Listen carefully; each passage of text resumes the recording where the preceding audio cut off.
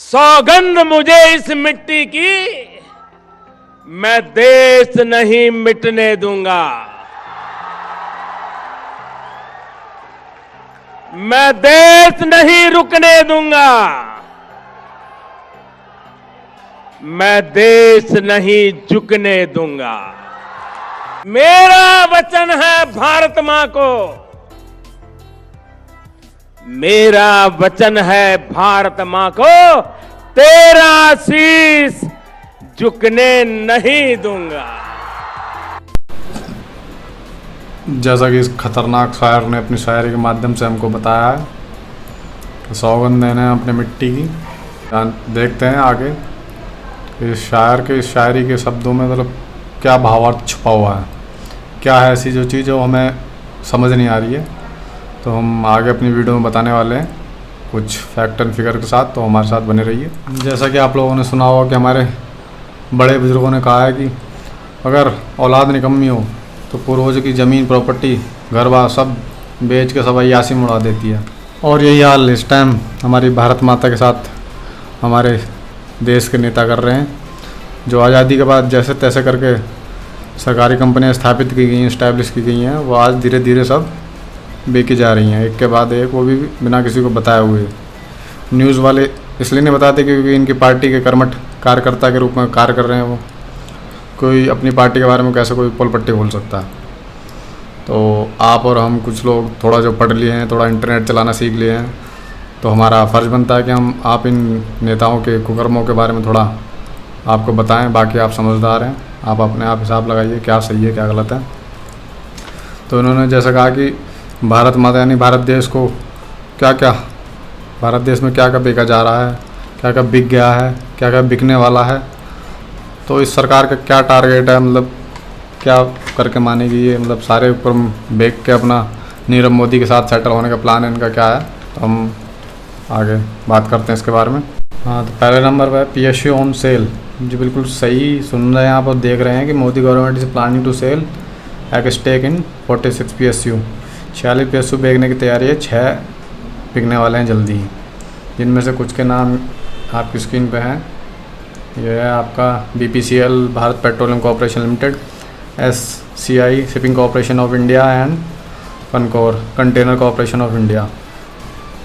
ये तो बिक गए हैं आपके, 46 और बिकने वाले हैं धीरे ही। निर्मला सीतारमण जी ने भी ये आपको खुल के आपको बता दिया है मीडिया में, ऐसी कोई छिपी हुई बात नहीं है। दूसरे नंबर पर सरकार 6 एयरपोर्ट पहले ही बेच चुकी है अडानी ग्रुप को, बिना किसी स्टेट का कंसल्ट किए बिना, जिसमें से 6 हैं। आपका एक जयपुर है, लखनऊ है, अहमदाबाद है, मंगलुरु है, त्रिवेंद्रम है और गुवाहाटी है।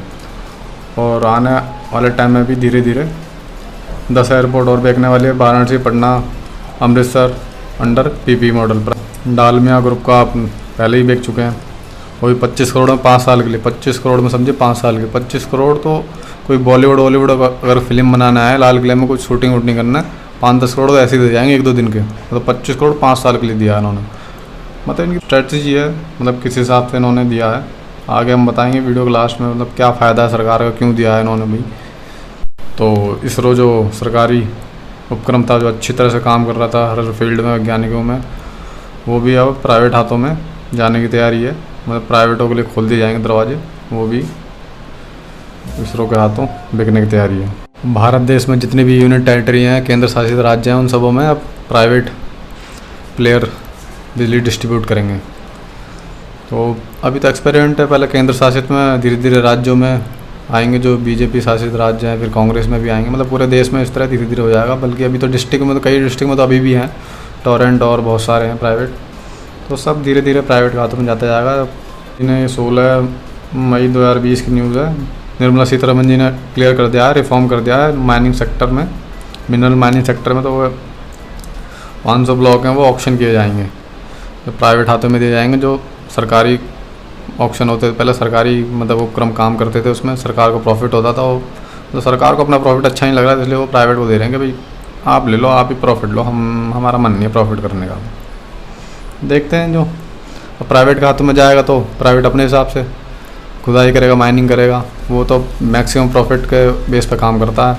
उसे इन्वायरमेंट को कोई मतलब नहीं। सरकारी होगा तो सरकारी तो बेचारा सब देगा, इन्वायरमेंट भी होना चाहिए, कोल भी निकलना चाहिए, लेकिन प्राइवेट को कोई इन्वायरमेंट से पर्यावरण से कोई मतलब नहीं। कोई मर रहा हो, प्रदूषण हो रहा हो, उन्हें तो बस अपने प्रॉफिट से फ़ायदा है। तो ये इसके बेनिफिट्स हैं। लगभग मतलब बिकने के कगार पे है। तो कोविड की वजह से उन्होंने 2 महीने लेट कर लिया है बिड के लिए, ऑक्शन के लिए। और उनके जो भी कार्यकर्ता थे, जो भी कर्मचारी थे, उनको सबको 5 साल की लीव विदाउट पे पर भेज दिया है कि भैया अपने घर रहो, जब जरूरत होगी जब बुला लेंगे आपको। उन्होंने वो सरकार ने बोल दिया अगर एक बिडर भी मिल जाएगा तब भी एयर इंडिया को हम बेच देंगे। और बात आई LIC की, LIC के भी आधे से ज़्यादा शेयर निर्मला सीतारमण ने क्लियर कर दिया कि हम प्राइवेट हाथों में देने वाले हैं, जो कि प्रॉफिट मेकिंग PSU है सरकार का। सबसे ज़्यादा प्रॉफिट देती है LIC सरकार को, फिर भी ये प्राइवेट में हाथों में देने की तैयारी है पूरी। खैर पहले ही बिक चुकी है रेलवे। एक रेल तो चली हुई तेजस से ही आपके रास्ते क्लियर हो गए थे अंबानी अडानी जी के, बस रेल तो प्राइवेट होनी है। तो उन्होंने पहले भी क्लियर कर दिया कि 150 ट्रेन चलेंगी, प्राइवेट होंगी, जो 50 स्टेशन को जल्दी हम प्राइवेट कर देंगे। ये तो रेल तो कंफर्म है, तो होनी है, आप देखते रहिए बस धीरे धीरे। ये भी आपकी 4-5 दिन पहले की न्यूज़ है। ये 6 बैंकों का निजीकरण होगा, सिर्फ 5 सरकारी बैंक रहेंगी, बाकी सब गई पानी में। तो आप ये सोच रहे होंगे कि भाई सरकार धीरे धीरे प्राइवेट क्यों करती जा रही है। जो मतलब प्रॉफिट दे रहे हैं उन्हें भी प्राइवेट कर रही है, जो प्रॉफिट नहीं दे रहे उन्हें भी प्राइवेट किया जा रही है। तो प्राइवेट करने का सीधा पर्पस हम आपको छोटे से डिटेल में बताएंगे। भाई सरकार किसी कंपनी का ऑक्शन करेगी, सरकारी कंपनी का, तो ऑक्शन करेगी तो प्राइवेट प्लेयर आएंगे, प्राइवेट प्लेयर कहेंगे हम लेंगे, भाई हम लेंगे, इतनी बोली लगाएंगे, इतने बोली लगा दी उन्होंने। अब सरकार, भाई किसी के पास इतना पैसा तो होता नहीं, सरकार क्या करेगी, उन्हें फिर बैंकों से लोन दिलाएगी लो इंटरेस्ट पे। फिर सरकार में लोन दिलाएगी तो वो खरीदेंगे उसे, तो वो खरीदेंगे, फिर वो चलाएंगे उसे। अगर वो चलाएंगे प्रॉफिट हुआ तो ठीक, नहीं तो मैक्सिमम केस में ये होता है कि प्रॉफिट नहीं होगा उन्हें, वो अपने को दिवालिया घोषित कर देंगे कि भाई हमारी बस की नहीं है लोन चुकाना, हमारी तो कंपनी डूब रही है, आप ही देख लो आपको क्या करना है।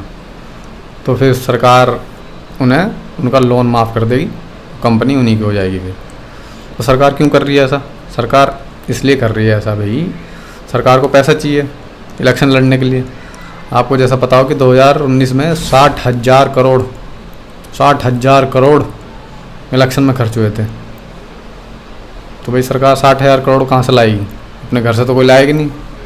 तो यही प्लेयर होते हैं, प्राइवेट प्लेयर, जो बिजनेसमैन होते हैं, जिन्हें ये बेचती है, यही फंडिंग करते हैं इलेक्ट्रॉनिक बॉन्ड के थ्रू।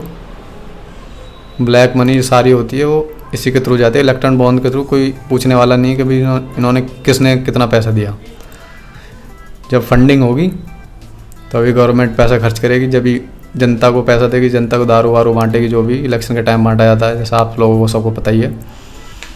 तो जब भी सरकार जीत पाएगी, जब भी दोबारा सत्ता में आ पाएगी, तो डायरेक्टली और इनडायरेक्टली सरकार का ही फ़ायदा और बिजनेसमैनों का तो है ही है फ़ायदा। और हम और आप जैसे जनता हैं जो झेल रही हैं। तो बाकी आप समझदार हो, देखते रहिए।